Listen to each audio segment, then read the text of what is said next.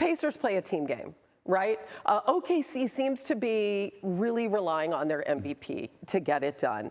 What does the Thunder need from SGA, who had a very poor Game 6? What do they need tomorrow night from him? He needs to play a controlled game. Sometimes in these situations where it's high intensity, high pressure, he kind of presses a little bit as if that last shot is going to get the game over. Look at this in this first turnover that he has. There's no reason for him to try to dribble through that double team. There's a trap. You can already let the ball, pass the ball out in the trap. Also, the Pacers, they have been executing these double teams to perfection. They've been timing them perfectly when he is in the post, especially. But he knows that. He knows to get the ball out instead of dribbling and hesitating a little bit, and that's leading to those turnovers. That's why you have 8 turnovers and only 7 made shots in 3 quarters. He cannot do that. He has to play controlled within the team game.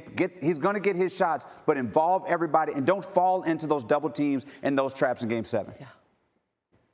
Yeah, I'm gonna have to disagree with 2 Chainz on this one, man. I think SGA comes out. I think he comes out ultra aggressive. I think he sets the tempo and sets the table for the whole team with his aggressiveness and the way he's playing.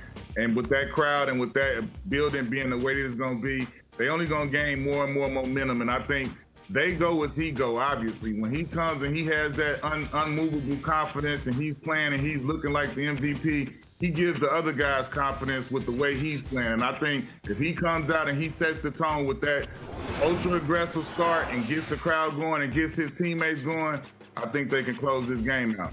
Okay, but the Pacers, obviously, they want to take the crowd out of the game, right? And sort of in contrast to the Thunder, we've seen that Tyrese Haliburton doesn't have to have a dominant game for them to win because they're so balanced. I mean, that was really stunning in Game 6, the balance across the board. What would a title mean, though, for him?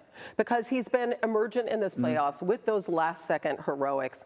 And what would it mean for the Pacers?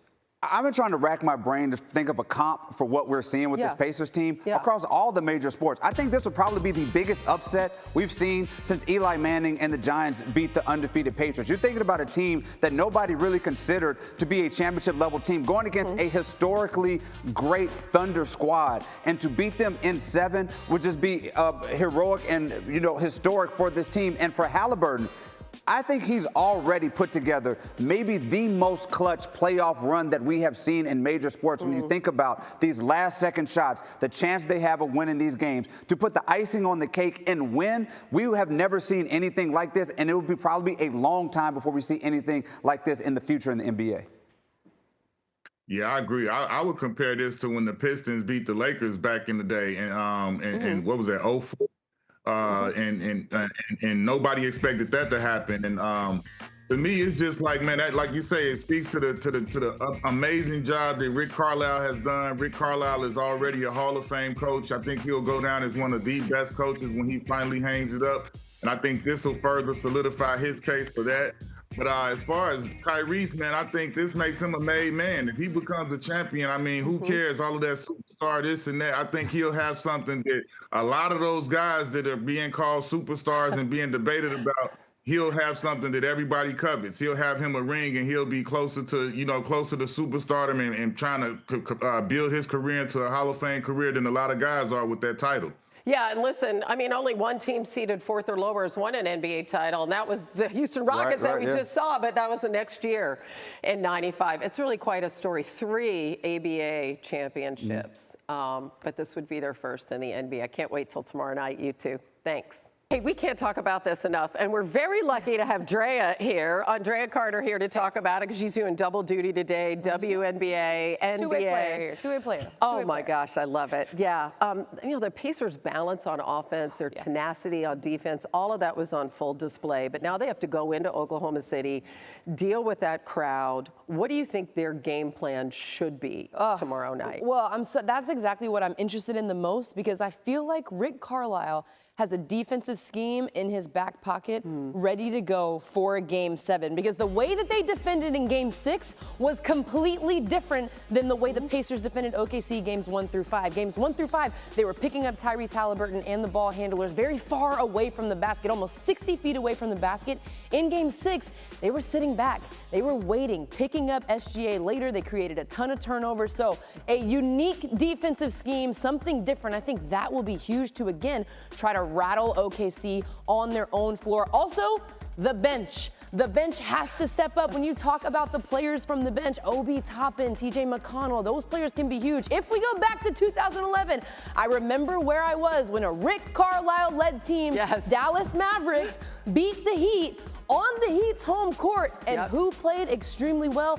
Jason Terry off the bench with 27 points. So I'm interested to see the Pacers' defensive scheme.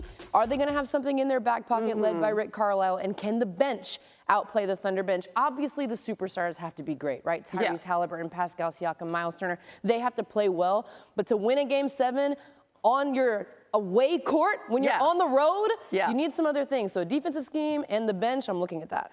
There's also another dynamic at play in that Oklahoma City was expected to be here. The Pacers were not expected to be here. Oklahoma City is on their home court.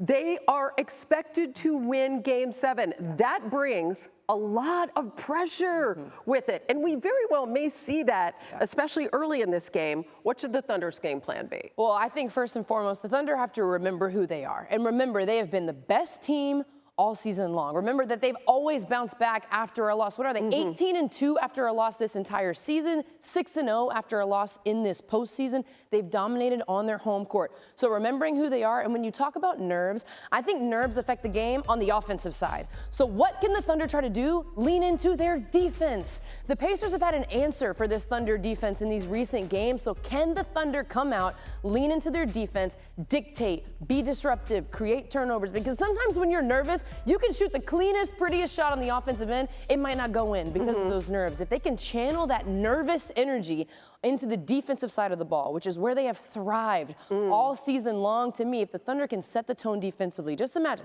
they get a steal, they get a slam dunk, the crowd goes crazy. That defensive energy could help the crowd get right into the game, set the tone with being disruptive. All right, Coach Drea, I'm like ready to get out. I'm excited, I'm excited. I love it, I love it. And Tim Bontemps is going to be there for all of it tomorrow night, already in place in OKC. And it was such an impressive win for the Pacers on both ends of the floor in that Game 6 blowout at home. What do they need to do to translate that success tomorrow night in what is going to be just an absolutely insane scene? Well, the first thing they need to do, Hannah, is get in front at all in Oklahoma City, which they basically have not done through the first 3 games of this series. Through 144 minutes in the 3 games played here in Oklahoma City, the Pacers have led for exactly 3 of them. Now, obviously, in Game 1, they won that game thanks to Tyrese Haliburton hitting the game-winning shot with 0.3 seconds to go. That was the only time the Pacers led that entire game. And so after getting a little bit of a lead, a minute or 2 in Games 2 and 5, they ended up going on to lose. So in Game 7, they've got to get off to a good start. They've got to get out in front early. They also need Tyrese Haliburton playing on this calf strain to play like he did in Game 6. He obviously had that incredible highlight with Pascal Siakam late in the first half. They need Haliburton to be the engine of their offense, to be aggressive shooting the ball. When he's hitting threes, they look a lot better. They obviously need Siakam, who's been their most consistent scorer, to continue to be an elite performer for them. And they also need TJ McConnell, who had a huge game in Game 5, had 13 points in the third quarter alone, helping bring Indiana back into the game. They need him in the bench to play really well. In 5 of the 6 games in this series, the team that's led in bench scoring has won the game. Indiana's bench is a huge part of what they do. If McConnell can have a big game tomorrow, the Pacers have a chance to win. And amazingly, McConnell could maybe even be series MVP. Isn't that crazy? And people are already talking about Siakam in that regard as well. And it's just, I mean, you showed that highlight of Game 1. It seems like forever ago that they played that. So exciting seeing this come back to Oklahoma City. They have been historically great following losses this season, 6-0 in the postseason. Why are they so good at bouncing back?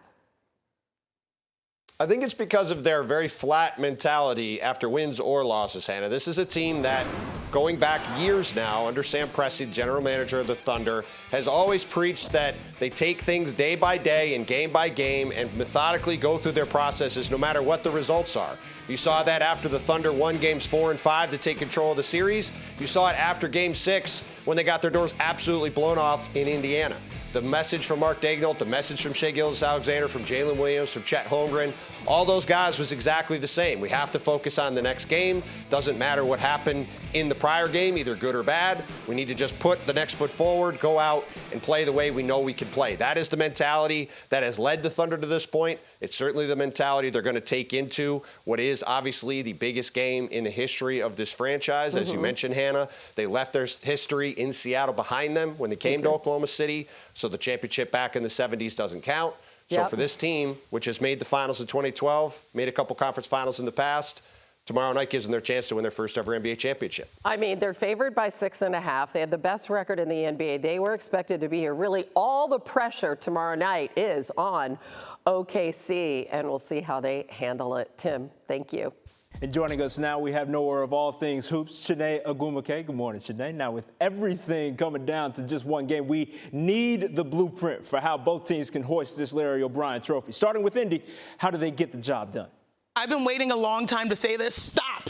It's Larry time. It's Larry O'Brien time. And if the Pacers are going to be able to pull this off, they will have to wreak havoc all over the court on both ends of the floor. Now, offensively, we know that this is one of the top teams. The top team offensively when it comes to ratings in the NBA historically as well. They had 6 different players in double figures. But what they're able to do is actually take a page out of the Thunder's playbook and also force turnovers. They feel extremely comfortable, especially as underdogs. So watch out for them in Game 7. Now, the Thunder, guess what? They're going to lean on their defense because they understand that SGA is going to wake up and get you at least 30 points per game. And obviously, some of their stars have oscillated with their points per game output, but they know they can rely on their defense. Again, they're at home. I was there in Oklahoma City, and that crowd is going to be going crazy. So if they're able to force turnovers, deflections, and be that #1 defense that we have seen all year long, they should be able to be the favorites and walk out as champions. But it will take a lot from both sides to see who wins this amazing Game 7.